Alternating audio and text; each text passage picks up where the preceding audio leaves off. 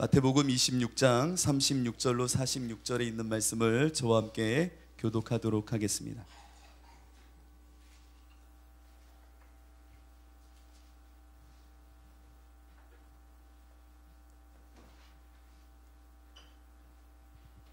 찾으셨으면 저와 함께 교독하십니다. 이에 예수께서 제자들과 함께 겟세마네라 하는 곳에 이르러 제자들에게 이르시되 내가 저기 가서 기도할 동안에 너희는 여기 앉아 있으라 하시고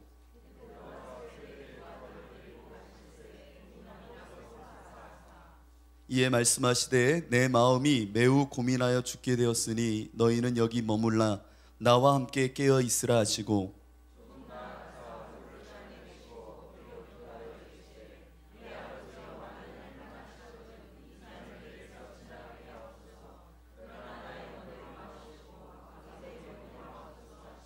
제자들에게 오사 그 자는 것을 보시고 베드로에게 말씀하시되 너희가 나와 함께 1시간도 이렇게 깨어 있을 수 없더냐.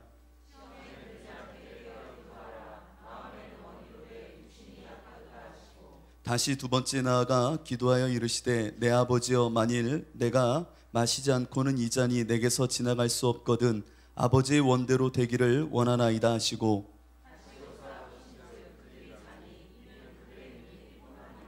또 그들을 두시고 나아가 세 번째 같은 말씀으로 기도하신 후 이에 제자들에게 오사 이르시되 이제는 자고 쉬라 보라 때가 가까이 왔으니 인자가 죄인의 손에 팔리느니라 일어나라 함께 가자 보라 나를 파는 자가 가까이 왔느니라.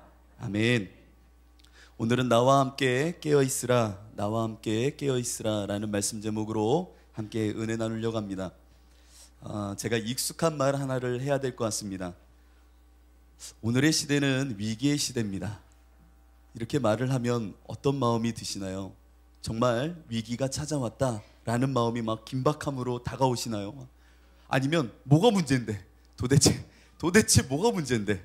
이렇게 잘 사는데 스마트폰이 하루가 달리 나오고 우리나라는 기계가 이렇게 발달하고 뭐 음식, 외식 문화의 먹거리가 이렇게 풍성하고 하루하루 TV를 보면 정말 잘 사는 모습도 많고 교회가 비어간다고 하지만 우리 교회는 이렇게 많은데 뭐가 문제인데 이런 마음은 있지 않으십니까? 하지만 정말 이 시대는 지금 위기를 맞고 있습니다. 어떻게 보느냐에 따라서 현상은 달리 보이는 게 맞죠. 저희 아이가 이 버스를 타고 엄마랑 저희 4살짜리 아이가 버스를 타고 이렇게 갔다고 그래요. 근데 저희 아이가 4살짜리니까 키가 얼마나 작겠습니까? 그 아이랑 엄마가 손잡고 들어갔는데 저희 4살짜리 남자아이가 이렇게 말했대요. 엄마, 저 누나는 왜 옷 벗고 다녀? 이러더래요.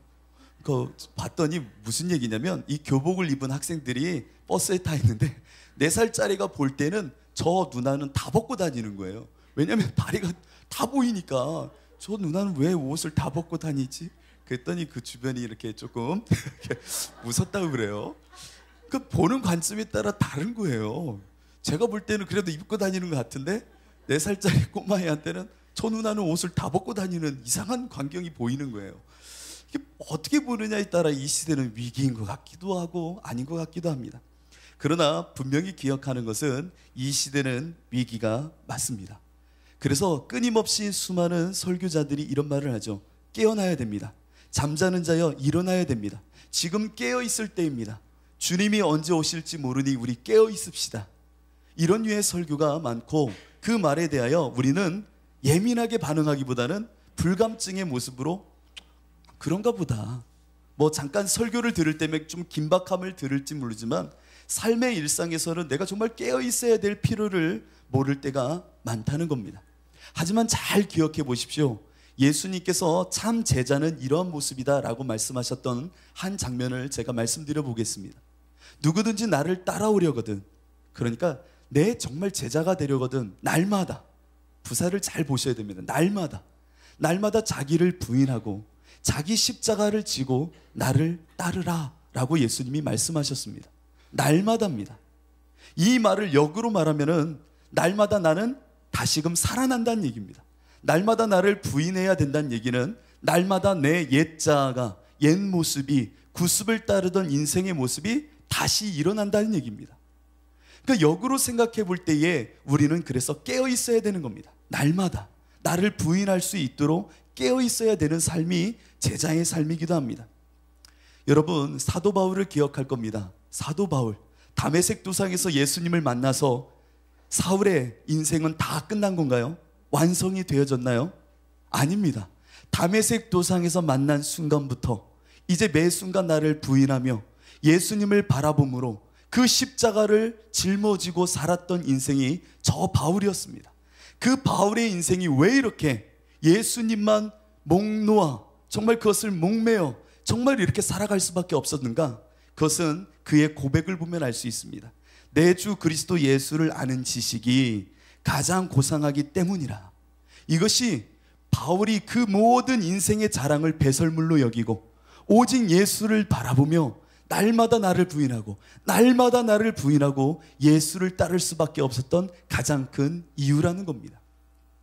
분당에 있는 한 목사님께서 고민이 하나 있었다고 합니다. 전 그 예화를 보면서 너무나도 가슴이 뛰었던 기억이 납니다. 그 목사님은 의정부의 조그마한 시골교회를 하고 있었던 목사님이고, 분당에 있는 이 목사님, 이 예화를 쓰고 있는 목사님은 분당 쪽에서 아주 큰 대형 교회를 담임하고 계신 분이었다고 해요. 두 분 사이는 신학교 동기였다고 합니다. 그런데 의정부에서 목회하시는 이 지금의 목사님이 훨씬 키도 크고요, 잘생기고요, 말도 잘하고 공부도 잘했다고 합니다. 언제요? 신학교 때.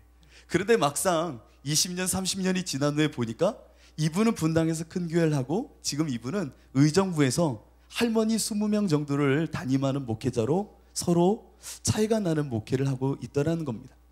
그러니까 이 의정부에서 목회하는 분이 이 동기들을 만날 때면 자랑거리가 없고 너무 마음이 무거웠다고 그래요. 동기를 만나면 큰 교회 목사들 만나니까 마음이 무거웠나 보죠. 그런데 한 가지 자랑이 있었다고 합니다. 그건 바로 아들이 서울대 다니는 거였습니다. 이야, 이 목사님을 만나면 자랑할 건 없는데 내 아들 서울대 다녀, 이게 정말 큰 자랑이었다는 거예요. 그런데 어느 날 청천벽력 같은 소리를 하나 듣게 됩니다. 그건 바로 4학년인 이 대학교 4학년인 이 서울대 학생이 좋은 대기업의 스카우트 제의를 거절하고 선교사가 되겠다는 겁니다. 아버지가 미칠 노릇이었다는 겁니다. 이건 있어서는 안 되는 일입니다. 있어서는 안 되는 일. 그래서 가족 회의를 하고 고모도 와서 말리고 기도해봐라, 기도해봐라. 여기서 기도해봐라는 얘기는 하지 말란 얘기겠죠. 기도해봐라. 넌 잘못 생각하는 거야. 기도해보자. 그리고 이 목사님 아버지가 3개월, 4개월 정도의 시간을 두고 오랫동안 기도해보면 마음이 변할까봐 4개월 후에 다시 만나자고 했나 봐요. 4개월이 흐른 후 이 아들이 아버지 목사님을 찾아왔다는 겁니다. 그리고 아버지가 조심스럽게 물었죠. 너 정말 선교사 할래? 그랬더니 이 아들이 이렇게 얘기하다라는 겁니다. 아버지도 세상에서 맛볼 수 없는 그 영광을 알잖아요. 세상이 줄 수 없는 영광을 아버지 아시잖아요.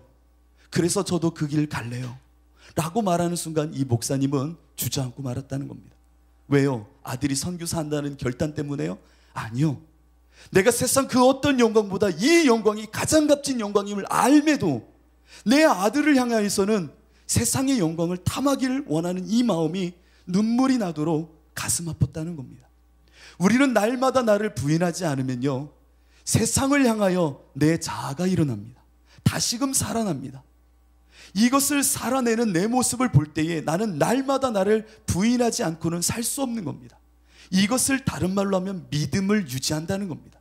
믿음을 유지한다는 것은 주님과 나와의 이 날마다 십자가를 지는 이 관계를 내가 놓치지 않겠다는 겁니다.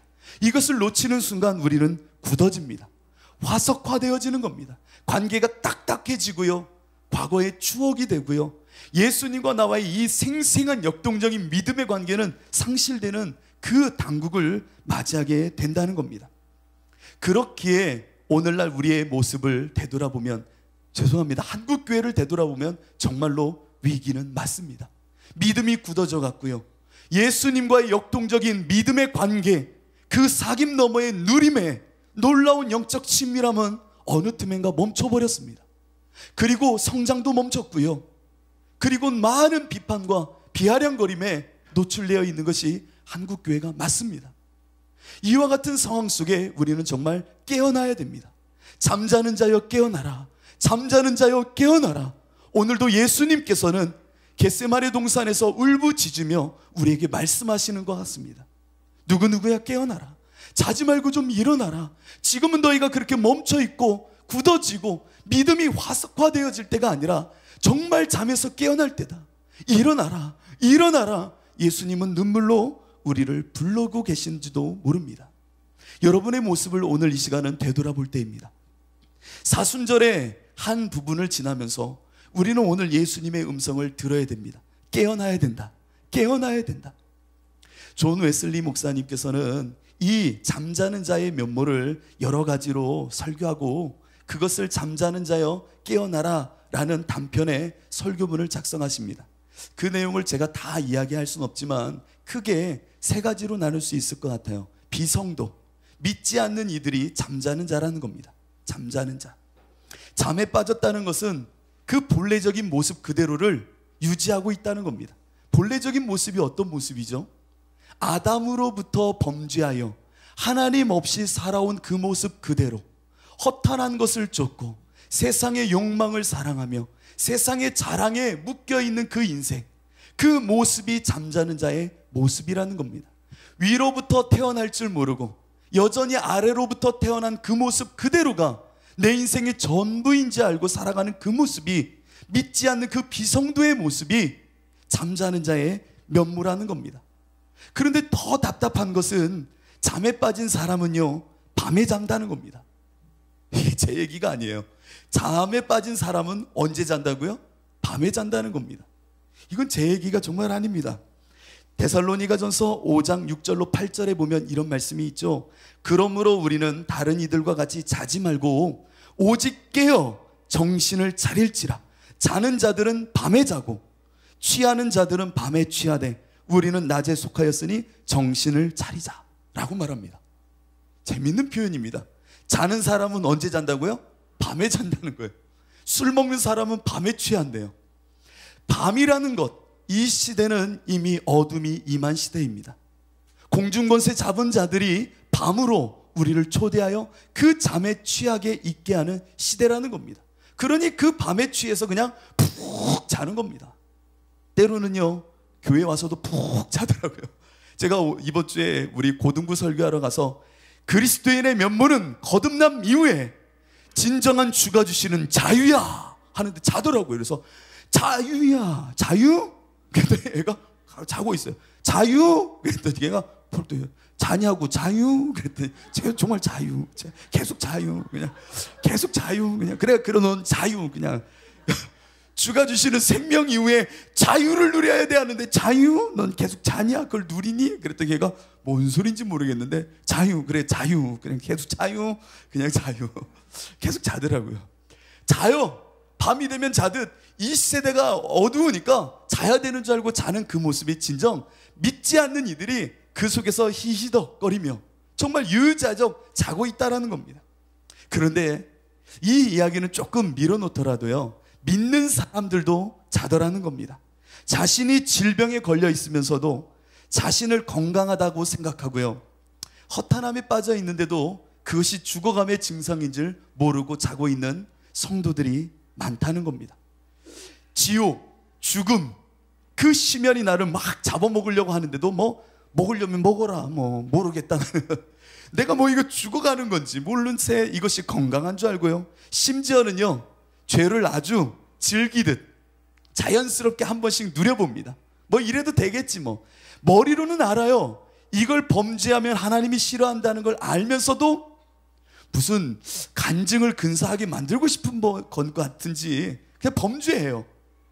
또 범죄해요. 자연스럽게 그거에 대해서 경각심을 갖고 어미 공의의 하나님의 심판을 알면서도 그것을 그냥 자연스럽게 누리더라는 겁니다. 왜 이렇게 담에 빠져 있는 모습을 갖고 있는지 모르겠습니다.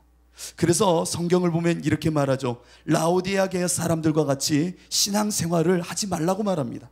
그건 뭐냐면 자지도 덥지도 않고 미지근하게 신앙생활하는 이들이 바로 대표적인 잠에 빠져 있는 자들이라는 겁니다.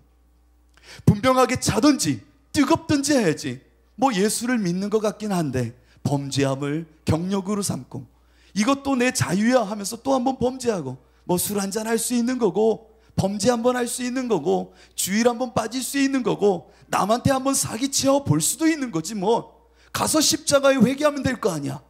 무언가 모를 자지도 뜨겁지도 않은 맹맹한 모습 속에 우리들은 살아간다는 겁니다. 매 순간 나를 부인함이 예수님을 따르는 제자의 삶, 깨어있는 자의 모습인데도 그것에 대하여 어떠한 경각심이나 주의 말씀의 뜨거움 앞에 나를 세울 줄 모른 채 멍하니 살아가더라는 겁니다. 그런데 이것보다 더 심각한 것이 있습니다. 웨슬리의 말처럼 가장 확실히 잠든 것은 무엇이냐면 좋은 것과 나쁜 것을 분별할 지각이 아예 없다는 겁니다. 예수를 믿으면서도 뭐 이게 좋은 건지 나쁜 건지도 관심이 없고요, 그냥 종교 생활만 하는 거예요. 무덤 안에 그 뼈다귀와 죽음의 그늘이 가득한 인생이면서도 겉에만 교회를 다닌다는 그 모습 속에 살아가더라는 겁니다.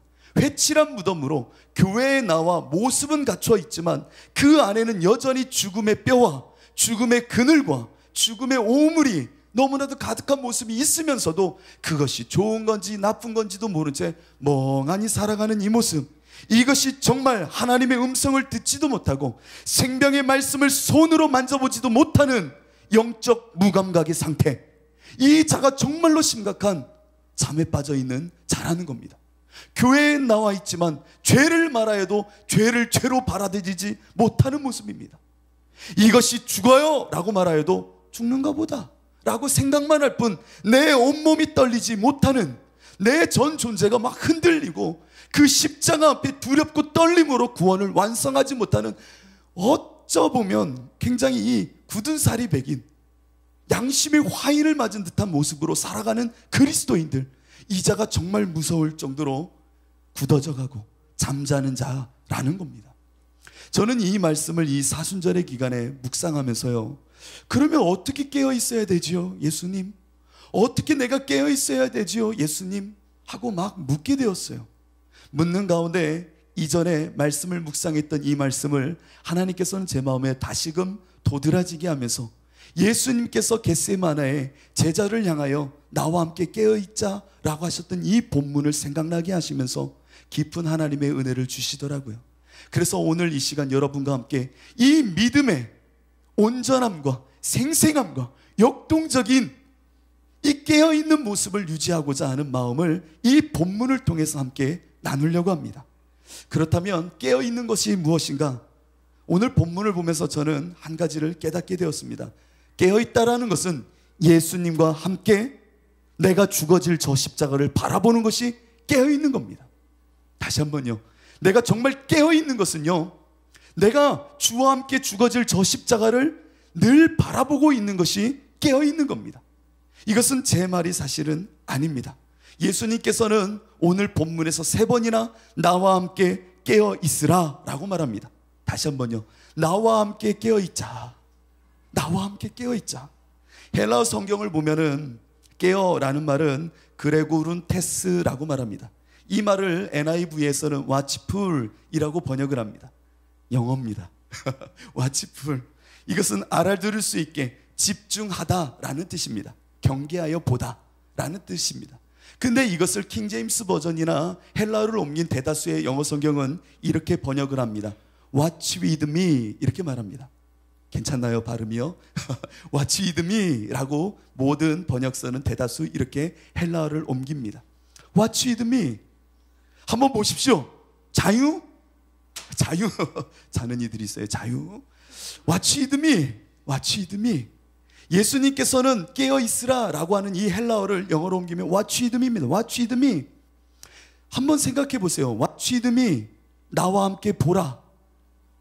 예수님이 왜 무엇을 보자라고 하는지를 한번 생각해 보십시오. 겟세마네 동산에서 예수님은 나와 함께 보자는 겁니다.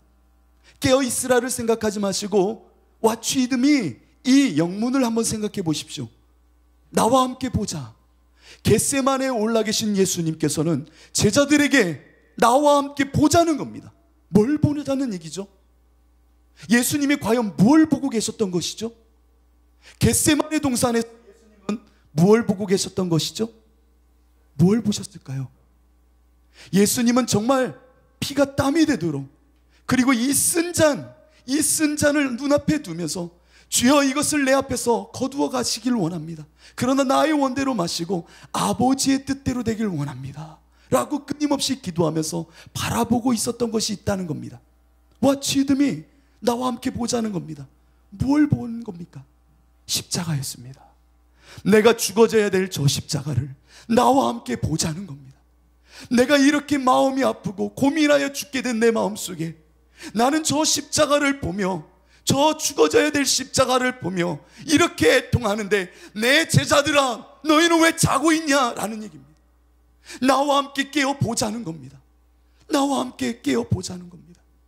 깨어있다라는 것은 심각하게 생각할 것이 없습니다. 바로 내가 주와 함께 죽어져야 될 저 십자가를 늘 바라보고 있는 것이 깨어있는 겁니다. 여러분, 우리의 신앙에서 깨어있다라는 것은 나 죽을 저 십자가를 늘 바라보는 것이 깨어있는 겁니다.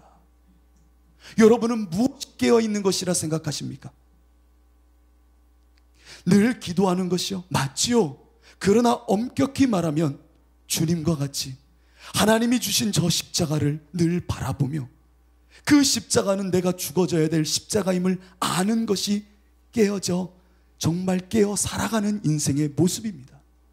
여러분은 늘 깨어 있어야 됩니다. 내가 정말 주와 함께 죽어져야 될 저 십자가, 내가 주와 함께 바라보는 저 십자가, 그 십자가는 묵상의 십자가가 아니라 내 죄를 못 받고, 내 옛사람을 못 받고, 내 옛 성정을 못 받고, 내 옛 구습을 못 받고, 내 사고와 이성과 의지를 못 박을 십자가라는 겁니다. 그 십자가를 놓치지 않고 매 순간 바라보는 것이 깨어있는 겁니다. 여러분은 저 십자가를 매 순간 바라보고 계시나요? 주와 함께 죽어져야 될 십자가로 바라보고 계시나요? 예수님은 Watch with me, 나와 함께 보자는 겁니다. 정말 보길 원한다는 겁니다. 그런데 여기서 중요한 것이 또 하나가 있습니다. Watch with me입니다. 나와 함께 보자는 겁니다. 나를 위하여 보지 말고 나와 함께 보자는 겁니다. 내가 예수님을 위하여 십자가 봐드릴게요. 내가 예수님을 위하여, 당신을 위하여, 죄송합니다.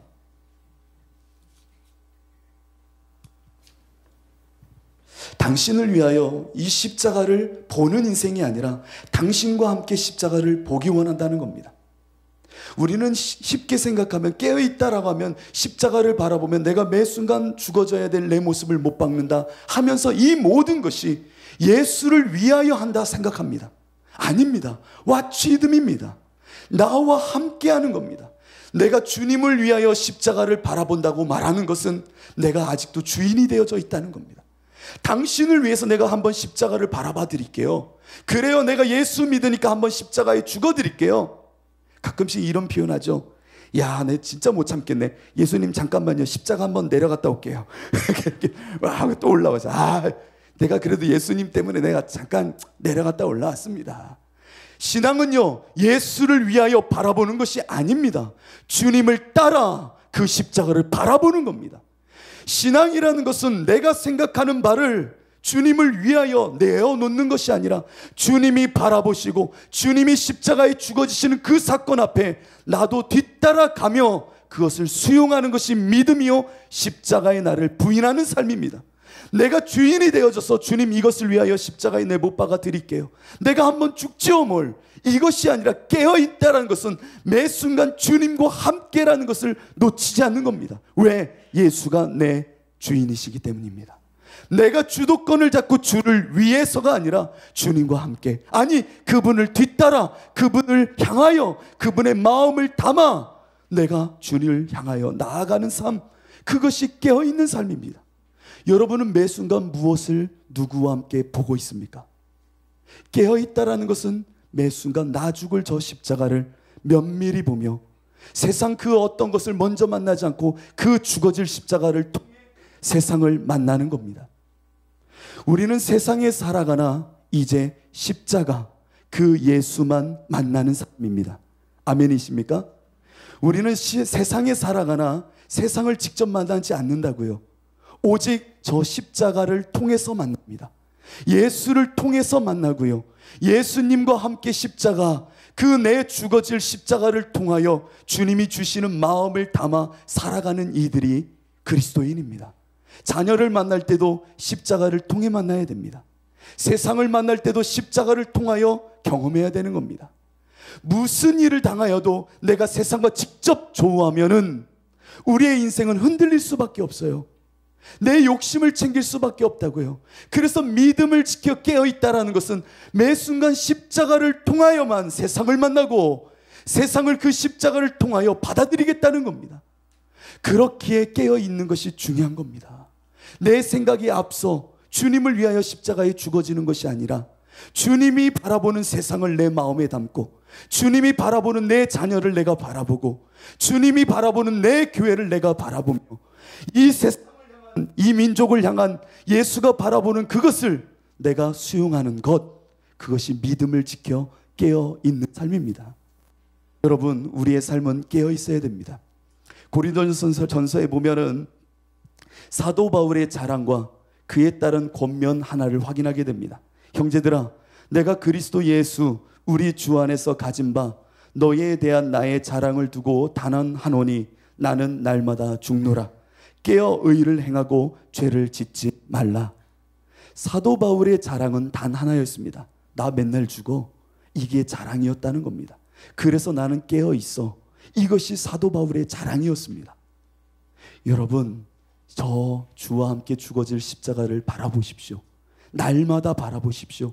매 순간을 쪼개어 바라보십시오. 그것이 정말 깨어있는 모습입니다. 제가 처음으로 창원에 목회를 나갔을 때 저는 두 가지의 소망이 있었습니다. 큰 소망은 아니었던 걸로 기억해요. 한 가지는 개척을 나가서 일일 부흥회, 아니 한 주간 1인 부흥회를 해보고 싶었습니다. 그게 꿈이었어요. 또 하나는 일용할 양식을 주신다 하셨으니 그 일용할 양식 갖고 그 창원 땅에서 목회하길 원했던 이 두 가지 소망이 있었습니다. 그래서 제 창원에 처음 개척을 나가자마자 아무도 없는 교회에 플랜카드를 2개를 맞췄어요. 심령 대부흥성에 이봉규 전도사, 강사. 이걸 한번 해보고 싶었거든요. 그래서 정말 했습니다. 근데 아무도 안 오더라고요. 아무도 안 오는데 일주일 내내 새벽, 아침, 저녁을 혼자 부흥회를 하는 겁니다.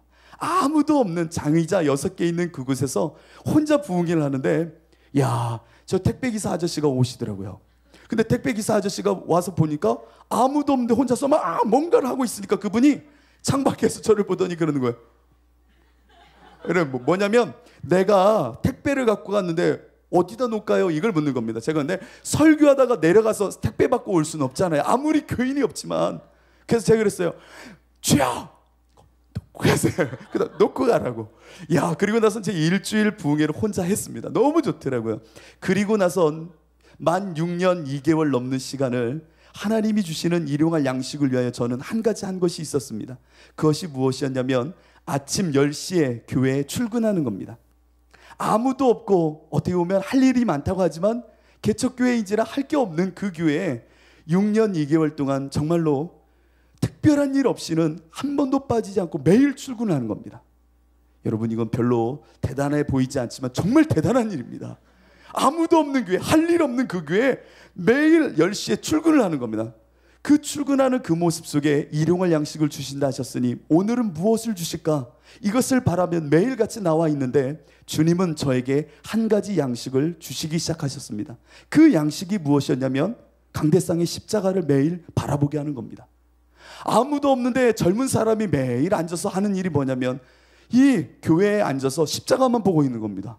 맨날 십자가를 보는 겁니다. 여러분 한번 6년 2개월 동안 해보세요. 정말 매일 가서 할 게 없어요. 그러면 말씀 보고 십자가 보고 말씀 보고 십자가 보고 혼자 찬송하고 놀다가 또 앉아서 십자가 보고 이걸 6년 2개월 동안 하루도 빠지지 않고 매일 하는 겁니다. 매일. 왜? 주님이 나에게 일용할 양식 주신다 하셨으니. 그런데 매일 가서 그 십자가를 바라보는데 제 마음속에 저 십자가를 바라보는데 이것이 정말 깨어있는 자구나라는 것을 알게 하시는 겁니다. 매 순간 저 십자가를 매일같이 바라볼 때에 내 죽어질 성품과 죄성을 주가 보게 하심 후 그 보게 하심 속에 나에게 날마다 거둘 양식을 주시는 겁니다. 내 모습 속에 죽어질 그 모습을 저 십자가 속에 보게 하시고 늘 거두게 하시는 그 양식이 저에게는 놀라운 힘이 되어졌고 생명이 되기 시작했다는 겁니다. 여러분, 저 십자가를 늘 바라봐야 됩니다. 그 십자가를 주와 함께 바라보지 않으면 우리는 굳어집니다. 두 번째로 오늘 본문을 통해서 우리는 한 가지를 더 또 기억했으면 좋겠습니다. 깨어있는 자, 깨어있다라는 것은 하나님의 근심을 가진 자라는 겁니다. 다시 한번요. 깨어있다라는 것은 하나님의 근심을 가졌다는 겁니다. 오늘 예수님께서 본문을 보면은 마음에 큰 근심을 갖고 나오십니다. 예수님께서는 늘 이런 말씀을 하셨잖아요. 근심하지 말라. 근심하지 말라. 문제에 묶이지 말라. 늘 이렇게 말씀하셨던 분인데 그 예수님이 오늘 본문을 보면 마음에 근심이 가득하셨습니다. 그런데 여러분 그거 아시나요? 깨어있는 사람은 근심 있는 사람입니다. 여러분, 내일 시험을 보거나 어려운 일을 당하거나 가족 중에 누군가 아픔이 있거나 해결해야 될 과제가 있다고 한번 생각해 보십시오. 근심이 있다고 생각해 보십시오. 잠이 오던가요? 잠이 오던가요? 내일 소풍을 가는 어린아이도요, 잠이 안 와요. 비 올까 봐. 야, 내일 비 오면 어떻게 하지? 그 잠을 못 자요. 내일 시험 보는 친구들 잠이 올까요? 물론 포기한 친구들은 잠이 잘 옵니다. 그러나 이 근심 속에 쌓인 이들은 잠이 안 와요. 예수님께 한번 비교해서 보십시오. 적용해서 보십시오. 예수님은 왜 잠을 못 잤는 줄 아십니까? 깨어 있었을 수밖에 없는 줄 아십니까? 근심이 있었기 때문입니다. 어떤 근심? 하나님이 주신 근심이 있었기 때문입니다. 그런데 제자들은 그 쓴 잔, 십자가라고 말하는 그 근심이 없었던 겁니다. 저들에겐 근심이 없으니 잘 수밖에 없는 겁니다. 뭐 근심이 있어야 깨어 기도라도 하고 정말 모든 것을 걸어 그 앞에 매달리기라도 하죠. 그러나 제자들은 전혀 근심이 없는 겁니다. 그런데 우리들은 근심을 가져야 됩니다. 제자들의 눈을 보니까 눈이 이미 풀렸더라 라고 말합니다. 눈이 이미 충혈되고요, 잠에 완전히 잠이 꽉 차 쩔어 있는 겁니다. 그냥 사울이 다윗을 만났을 때 뭐라고 말합니까? 눈이 빼어난 자라. 다윗의 눈을 보니까 눈이 빼어나고 얼굴이 아름다웠다는 겁니다. 눈이 살아있었다는 겁니다. 예수님 안에서 깨어있는 자라는 것은 정말 눈이 살아있는 자, 하나님의 근심이 그 눈에 담겨있는 자라는 겁니다. 여러분, 이 말은 제 말이 아닙니다. 고린도후서 7장 10절을 보면 이런 말씀이 있죠. 하나님의 뜻대로 하는 근심은 후회할 것이 없는 구원에 이르게 하는 회개를 이루는 것이요 세상 근심은 사망을 이루는 것이니라. 내가 어떠한 근심을 갖고 있느냐 한번 생각해 볼 때입니다.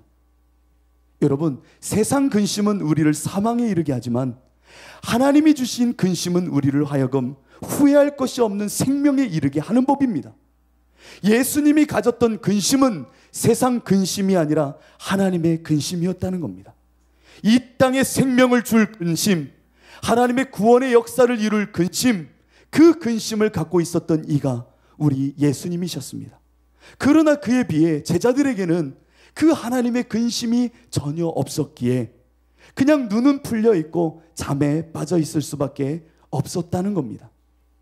어떠한 근심을 갖고 있느냐는 내 삶의 이유를 어디에 두고 있느냐의 문제이기도 합니다. 지난밤 여러분 편히 잘 주무셨나요? 오늘 예배터에 나오면서 어떠한 근심을 갖고 나오셨나요? 세상 근심입니까? 세상이 말하는 근심입니까? 아니면 하나님의 근심입니까? 내가 갖고 있는 근심은 다른 말로 하면 지금 내 안의 주인입니다. 내가 품고 있는 그 근심은 바로 내 주인입니다. 우리 안에 그 근심이 내 인생을 조율하고 고민케 하고 끌고 가기 때문입니다. 여러분은 어떠한 근심으로 묶여 삽니까? 하나님의 근심을 품을 줄 알아야 됩니다. 세상 근심은 예수께 맡겨놓고 이제 하나님이 주시는 이유와 근심을 품어 눈빛이 살아있어야 되는 겁니다. 깨어있다라는 것은 추상적인 것이 아닙니다. 하나님의 근심을 품은 자, 그 자가 깨어있는 자입니다. 여러분, 하나님의 근심은 후회할 것이 없는 회개를 이룰 뿐만 아니라 놀랍도록 우리의 인생을 바꾸어 놓습니다. 하나님의 근심이 어떻게 바꾸어 놓는지 한번 볼까요? 고린도후서 7장 11절을 한번 피도록 하겠습니다. 마이크가 자꾸 끊겨서 제가 시간을 좀 두려고 하는 거예요. 고린도후서 7장 11절을 한번 다 펴보도록 하겠습니다.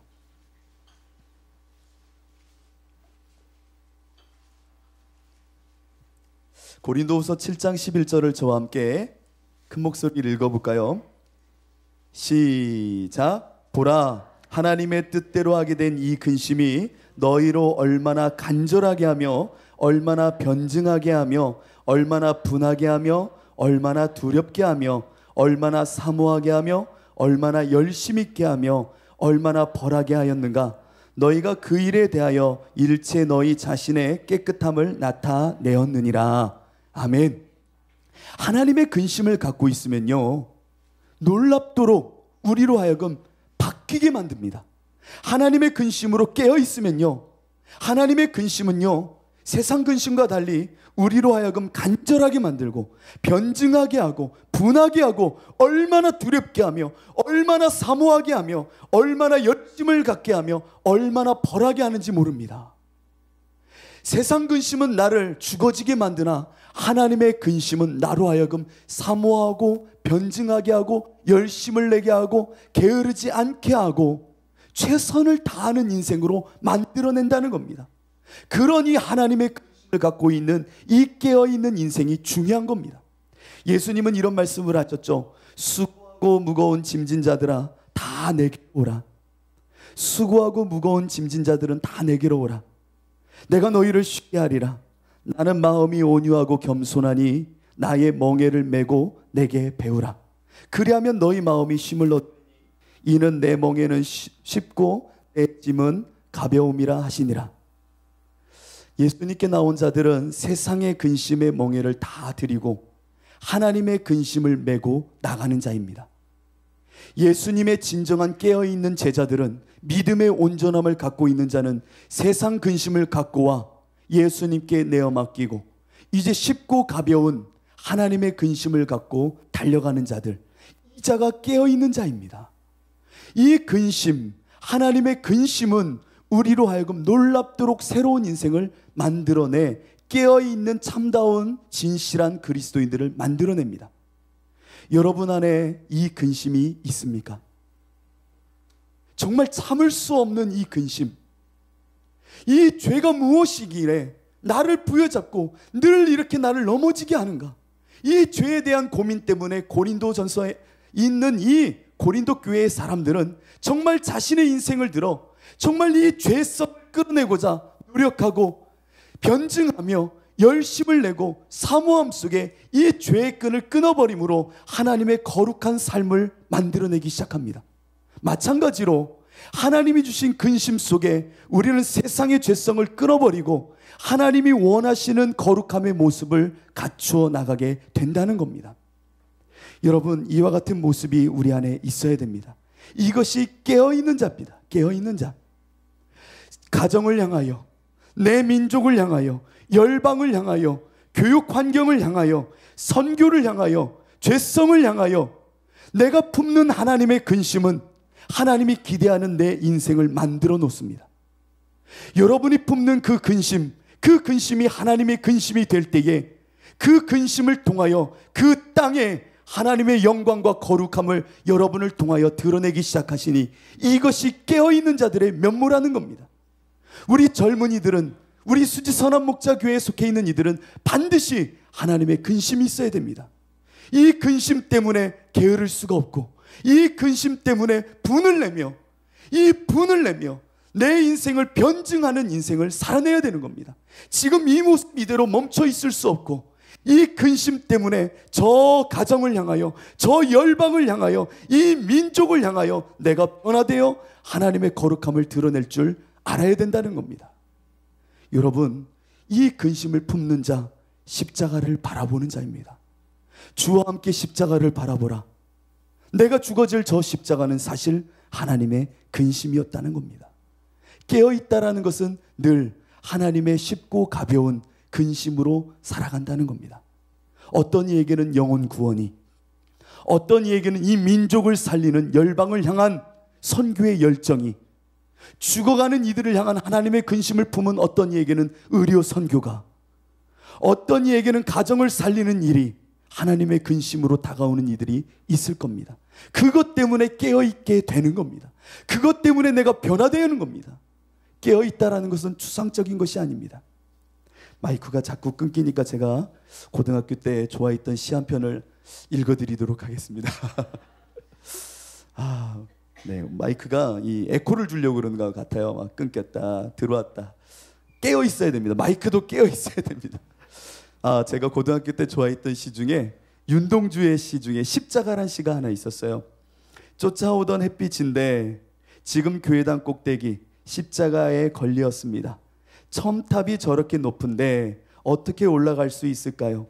종소리도 들려오지 않는데 휘파람이나 불며 서성거리다가 괴로웠던 사나이 행복한 예수 그리스도에게처럼 십자가가 허락된다면 모가지를 들이우고 꽃처럼 피어나는 피를 어두워가는 하늘 밑에 조용히 흘리겠습니다. 그 암울한 일제시대에 저 십자가에 걸린, 첨탑 높이 걸린 저 햇살을 보며 내 삶의 목표를 추구하기에는 너무나도 높고 어찌할 수 없구나, 절망 속에 휘파람 불며 서성이던 이가 십자가가 나에게 만약에 허락된다면, 저 십자가가 나에게 허락된다면 이라고 하는 이 거룩한 하나님의 근심을 품을 때에 모가지를 들이우고 내 인생을 변증하며 열심을 내며 분하며 저 죄 너머의 거룩함을 이루고자, 하나님의 근심을 이루고자 내 모가지를 들이우고 어두워가는 하늘 밑에 조용히 이 피를 흘리겠다는 겁니다. 그래서 이 민족을 향한 하나님의 근심이 정말 해방의 그날이 다가오도록 내 민족을 향하여 이 십자가 하나님의 근심을 품겠다라고 선언했던 이가 바로 윤동주였습니다. 이 정도의 하나님의 근심은 품을 수지선한 목자교회 다음 세대들은 나와야 될 것 같아요. 하나님의 근심을 품는데 돈이요, 500원이요 2만 원이 필요해요. 하나님 근심입니다. 내일까지 2만 원이 필요한데 잠이 안 와요. 이런 근심 말고요, 하나님이 주시는 거룩한 근심이 깨어있게 만들고 부지런을 내게 만들고 나를 변증하게 하는 이 정도의 하나님의 근심은 있는 사람들이 우리 수지선한 목자교회 다음 세대로 일어날 줄로 믿습니다. 이 민족을 향한, 열방을 향한 하나님의 근심이 깨어있게 만들 사람들, 바로 우리 수지선한 목자교회 다음 세대들입니다. 우리의 모습이기도 하고요, 또 우리의 모습 아니라니까 서운해하실 것 같아서 우리의 근심이기도 합니다. 마지막으로 우리는 이제 깨어있고자 경건의 훈련, 이 행함을 이루는 힘을 키울 줄 알아야 됩니다. 본문을 보면 제자들이 예수님을 참 잘 쫓아다녔어요. 뿐만 아니라 예수님의 수많은 말씀도 들었지요. 그런데 왜 그들이 잠을 자고 있었을까요? 그 이유는 예수님이 이렇게 말합니다. 마음에는 원이로되 육신이 약하도다. 그러니까 마음은 원하지만 참 육신이, 그 육체를 다스리고 나를 위하여 그것을 행하기에는 너무나도 연약하구나라고 말합니다. 어떻게 보면 이 이유가 우리의 이유이기도 합니다. 알긴 알고 원하긴 하지만 내 육체를 저 하나님께 드릴 정도의 힘은 없다는 겁니다. 우리들 가운데 예수님이 진실한 주님으로서 내가 그 주님과의 온전한 믿음을 갖고 있다라면 우리는 이 은혜의 진정을 알아야 됩니다. 이 말이 무엇이냐면 우리 기독교는 은혜의 종교입니다. 은혜의 종교. 그렇기에 덕을 쌓거나 수양을 하거나 훈련을 하는 것을 잘못된 걸로 생각해요. 아니에요. 진정한 믿음의 관계를 갖고 있다면요, 우리의 삶은 훈련이 뒤따르기 마련입니다. 예수님이 늘 나와 함께 계시다면 그 예수님 때문에 나에겐 걸림이 생겨서 예수님으로 인해 그분이 내 안에 주인이 되셔서 끊임없이 내 삶은 조율되고 경건의 훈련을 할 수밖에 없으며 그 예수님을 따라 내 육체를 쳐 드릴 수밖에 없습니다. 믿음이 온전하다면요, 은혜를 제대로 안다면요, 예수님이 주는 은혜니까 그냥 앉아서 받으면 되지가 아닙니다. 진정한 은혜는 그분이 내 앞에 계심을 아는 것이기에, 나의 힘으로 할 수 없음을 알기에 예수님을 뒤따르는 삶을 만들어 낼 수밖에 없다는 겁니다. 그 믿음의 역동을 알기에 예수님을 따라 절뚝거리며 예수님이 원하는 모습으로 내 인생을 처 경건의 훈련에 이르게 된다는 겁니다. 여러분 모습 속에 예수님이 인정하는 믿음이 있습니까? 마지막 심판 때에 하나님이 잘했다 칭찬하는 그 믿음이 맞습니까? 그러면 그 믿음은 온전한 행함을 갖고 올 것입니다. 그렇기에 그 예수님과 함께 내 인생을 절뚝이며 주님의 힘으로 능력으로 내 삶을 쳐 하나님께 드리는 삶을 살 수밖에 없다는 겁니다. 그런데 내 마음은 원하지만 내 육신이 약하다? 그렇다면 우리에게 필요한 것이 있으니 바로 경건의 훈련입니다. 우리의 인생에 경건의 훈련이 필요합니다. 웨슬리는 말합니다. 감리교가 없어져도 괜찮아. 감리교가 없어져도 그러나 괜찮아. 그러나 허울뿐인 이름뿐인 감리교라면 차라리 없는 게 나아. 그러나 이 감리교가 주님 오시는 그때까지 정말 온전히 유지되길 원한다면 다음 세 가지를 지켰으면 해 하고 말했던 것이 말씀과 성령 그리고 훈련이었습니다. 훈련, 날마다 나를 부인하는 훈련, 날마다 예수와 함께 저 나 죽을 십자가를 보는 훈련, 날마다 이제 하나님의 근심 속에 성을 내며 열심을 내며 변증하며 하나님의 거룩을 내 안에 이루고자 하는 그 열정의 삶, 그것을 훈련하는 인생을 원한다는 겁니다. 주와 함께 저 십자가를 지며 절뚝거리는 그 훈련, 세상 사람들은 미련하다 말하지만 우리에겐 거룩한 이 몸짓인 그 경건의 훈련, 나를 저 하나님께 십자가에 드릴 줄 아는 그 훈련, 그 훈련이 내 육신의 연약함을 강건함으로 만들 줄로 믿습니다. 우리는 이 훈련 받기를 싫어합니다. 은혜의 종교니까, 은혜의 종교니까 내 삶은 건들지 마세요. 그냥 십자가만 바라볼게요. 하나님의 근심으로 내가 멍에를 짊어지기까지는 너무나도 힘들어요. 아니에요, 여러분.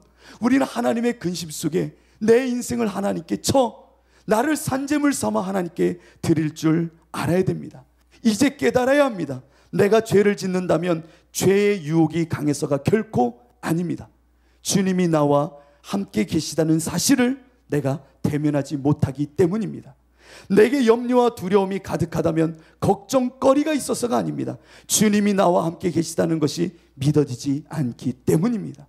주님이 나와 함께 계시는 것이 믿어지지 않으면 아무리 예수님이 나의 왕이고 임금과 구주라 말하여도 내 안에 기쁨과 평안은 없는 법입니다. 예수님이 내 앞에 계시고 그 예수님이 내 안에 임금과 구주라면 내 삶은 조율되고 그분으로 인하여 온전한 행함의 삶을 살 수밖에 없다는 겁니다. 이제 가만히 앉아서 이런 고백을 해서는 안 됩니다. 내 마음은 원하지만 육신이 약해서 그래. 아닙니다. 깨어있는 자라면 내가 훈련함으로 내 육체를 다스릴 힘을 키워야 되는 겁니다. 날로 내 속사람은 강건하여져야 되고 내 겉사람은 후패하며 어떻게 보면 낡아져야 되는 겁니다. 이제 예수님으로 인하여 훈련할 줄 아는 우리의 모습을 갖춰야 됩니다. 이제 우리는 깨어있을 때입니다. 십자가를 주와 함께 바라보며 하나님의 근심을 품고 날마다 나를 쳐 연단함으로 훈련함으로 이 마음의 원함을 이루기까지 우리는 깨어 있어야 될 줄로 믿습니다.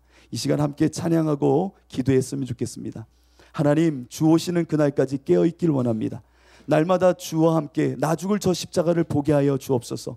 뿐만 아니라 내가 하나님의 근심을 갖게 하여 주옵소서. 그 근심이 나를 변증케 하고 열심을 내게 하고 최선을 다하게 하며 때로는 그 죄의 매 순간 넘어지는 나를 보고 분을 낼 줄 아는 그러한 자가 되게 하여 주옵소서. 날마다 훈련하게 하시고 그 십자가를 날마다 지며 넘어지더라도 다시금 일어나 달려가는 강건함을 키우는 인생이 되게 하여 주옵소서. 우리 깨어있는 마음으로 이 찬양 하나님께 올려드리도록 하겠습니다.